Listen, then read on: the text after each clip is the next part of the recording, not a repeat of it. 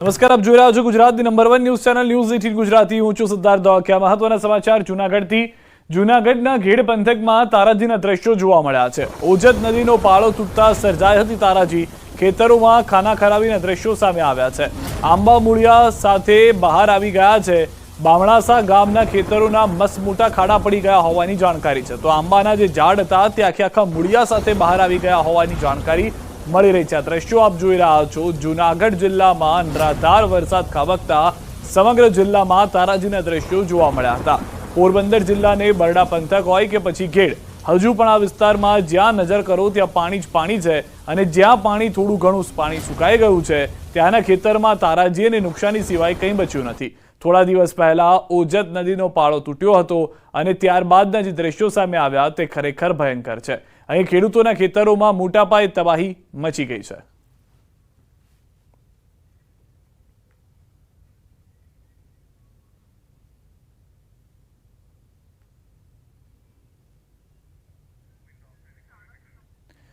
તો બે દ્રશ્યો મેં આપણે બતાવી રહ્યા છીએ। 19 જુલાઈએ જ્યારે આ પાળો તૂટ્યો, આખું પાણી જે છે તે સમગ્ર ખેતરની અંદર ઘૂસી ગયું હતું। અનેક જગ્યાએ ખેતરોમાં આ પાણી ગળાડૂબ ભરાઈ ગયા હતા।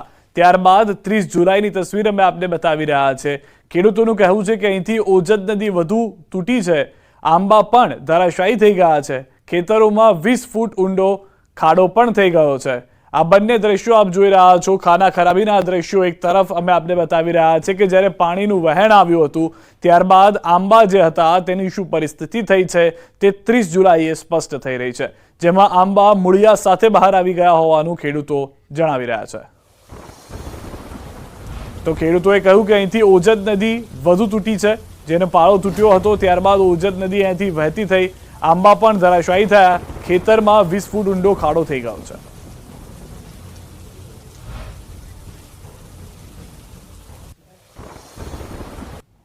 એક 19/7 લગભગ 5 વાગ્યાની આસપાસ નદી ઓવરફ્લો થતાં અમારા 2-3 પારાઓ તૂટી ગયા। એમાં એક પારો તો સિંચાઈ વિભાગથી દિવાલ પાકી બનાવેલી હતી, એના પડવાથી અમારો પારો પણ માટીનો ધોવાઈ ગયેલો હતો અને લગભગ સતત 7 દિવસ સુધી આ પાણી અમારા ખેતરોમાં, ઘરોમાં, અમારા ઢોર બાંધ્યા હતા એમાં બધે ફરી વળતા ઘણી બધી અમને નુકસાનીઓ પારાવાર થઈ અને અમે લગભગ 8 દિવસ કે 7 દિવસ સુધી અમારા ગામથી અને અમારા આજુબાજુના લોકોથી પણ અમે સંપર્ક વિહોણા હતા। આ નુકસાનીને કારણે અમારા ખેતરોમાં એટલા બધા ધોવાણા માટી ગઈ કે લગભગ 1 વીઘે અમને ક્યાંયથી માટી મળે તો નાખીએ તો અમારે લગભગ 50 કે 70 75 હજાર રૂપિયાની આસપાસનો ખર્ચો કરીએ તો અમારા ખેતરો પાછા વાવ્યા જેવા થાય, નહીંતર વવાય એવી પરિસ્થિતિ નથી। તો આખો નદીનો પાળો તૂટી જવાને કારણે નદી જે છે તે પોતાને આ તમામ વિસ્તારમાં પ્રસરાવી ચૂકી હતી। અનેક જગ્યાએ પાણી જે છે તે અંદર સુધી ઘૂસી ગયા। મૂળ જે તેના હતા ઝાડના તે બહાર આવી ગયા છે। આ દ્રશ્યો એ સમયના કે જ્યારે પાળો તૂટી ગયો હતો। મહત્વનું છે કે 19 જુલાઈએ ઓજત નદીનો પાળો તૂટ્યો। જ્યારે પાળો તૂટ્યો ત્યારે ખેતરો હર્યા ભર્યા હતા, ખેતરો લીલાછમ દેખાઈ રહ્યા હતા। જો કે 11 દિવસ જેટલો સમય વીત્યા બાદ સ્થિતિ કંઈક અલગ છે। ખેતરો સુમસામ બન્યા છે। જ્યાં હરિયાળી હતી ત્યાં પાક સુકાઈ ગયો છે। ખેતરોમાં ખાડા જ ખાડા દેખાઈ રહ્યા છે।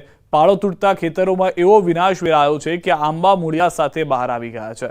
ખેતરોમાં મસમોટા ખાડા પડી ગયા છે। ખેડૂતોનો દાવો છે કે જો હજુ તંત્ર આ પાળાનું તાત્કાલિક સમારકામ નહીં કરાવે અને વરસાદ આવી જશે તો અહીં રહેવા જેવી સ્થિતિ પણ નહીં રહે। ખેડૂતોએ ખેતરો તો પહેલાથી છોડી દીધા છે, પરંતુ હવે ઘર પણ છોડવું પડશે। ખેડૂતોની માંગણી છે કે જો ખેડૂતને ફરી એક વખત આવી પરિસ્થિતિનો સામનો ન કરવો હોય તો પાળાનું સમારકામ થાય। માંગણી તેઓની છે કે ઘેડને ફરી બેઠું કરવું, ઊભું અને દોડતું કરવું હોય તો સરકારને ઘેડ માટે ખાસ પેકેજ જાહેર કરવું પડશે। જો આવું નહીં થાય તો ખેડૂત વધુ દેવાદાર બનતો જશે।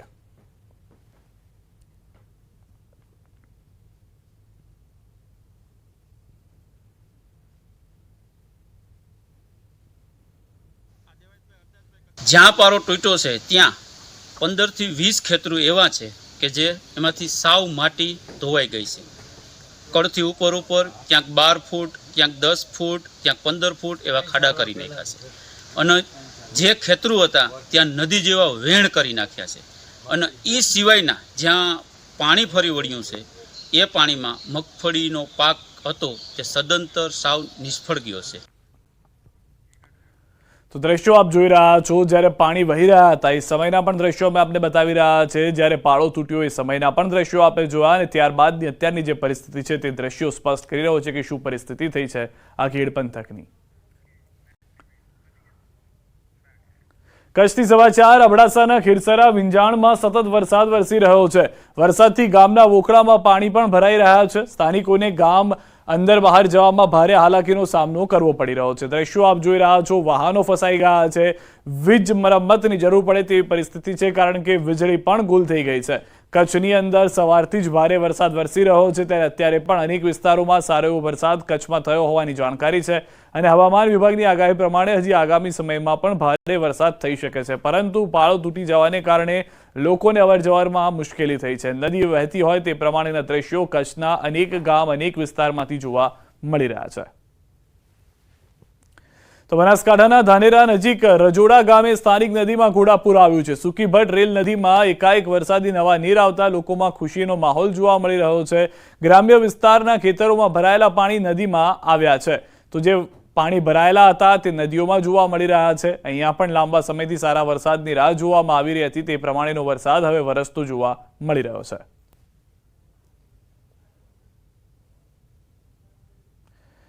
તો બનાસકાંઠાના લાખણી તાલુકામાં મુશળધાર વરસાદ ખાબક્યો છે। લાખણીના ગેળા, જસરા, ગણતા સહિતના ગ્રામ્ય વિસ્તારોમાં વરસાદને કારણે રસ્તામાં પાણી ભરાયા છે। લાખણીથી ગેળા ગામ જવાના માર્ગ ઉપર પાણી ભરાતા વાહન ચાલકો મુશ્કેલીમાં મુકાયા।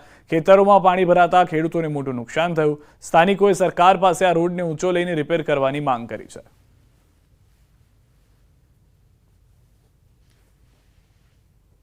વરસાદ આવે ત્યારે મુશ્કેલી પડે છે, એટલે કોઈ સરકાર આટલો નિર્ણય લે તો સારું છે, કોઈ સાધનને તકલીફ ના પડે આવવાવાળાને બધાને, એટલે કોઈ દરેક કલાકે સાધનો આવવા માટે ખૂબ આવે છે એના માટે। બનાસકાંઠા જિલ્લાના લાખણીમાં માત્ર 2 ઇંચ વરસાદની અંદર જ જે ગેળાથી લાખણીને જોડતો જે મુખ્ય રસ્તો છે તેના પર પાણી ભરાયા છે। આપ દ્રશ્યોમાં જોઈ શકો છો કે જ્યારે લાખણીમાં વરસાદ થાય છે ત્યારે લાખણીથી ગેળાને જોડતો જે મુખ્ય માર્ગ છે તેના પર વરસાદી પાણી ભરાઈ જતા મુશ્કેલીનો સામનો કરવો પડતો હોય છે રાહદારીઓને તેમજ વાહન ચાલકોને। અત્યારે હવે પાણી ઓસરવાના શરૂ થતાં રસ્તો ફરી શરૂ થયો છે।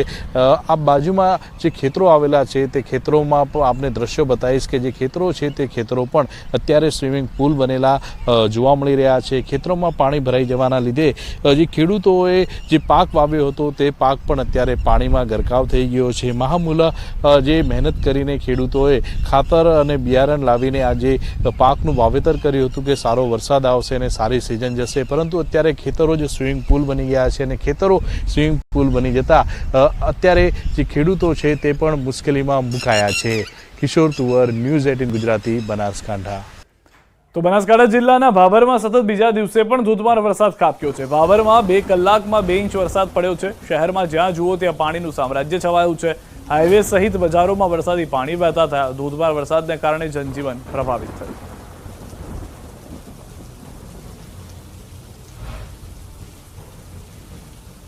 આ તરફ મહેસાણામાં પાણી ભરાવાનો મુદ્દો સંસદમાં ગુંજ્યો છે। સાંસદ હરિભાઈ પટેલે સંસદમાં ઉઠાવ્યો છે મુદ્દો। ઓવરબ્રિજ બનાવવા રેલવે વિભાગની રજૂઆત કરી છે। પોલીસ હેડક્વાર્ટરથી હાઈવે સુધી બ્રિજની માંગ કરી છે। પાણી ભરાતા લોકોને હાલાકી પડે છે તેવું સાંસદે કહ્યું। પાણી ભરાતા લોકોને હાલાકી થઈ રહી હોવાની વાત સાથે રજૂઆત કરી છે અને બ્રિજ બનાવવાની માંગ કરવામાં આવી છે। તો મહેસાણામાં વરસાદી પાણીનો ભરાવો અને ટ્રાફિક સમસ્યા મુદ્દો પણ ગુંજ્યો છે સંસદમાં। સાંસદ હરિભાઈ પટેલે સંસદમાં રજૂઆત કરી છે।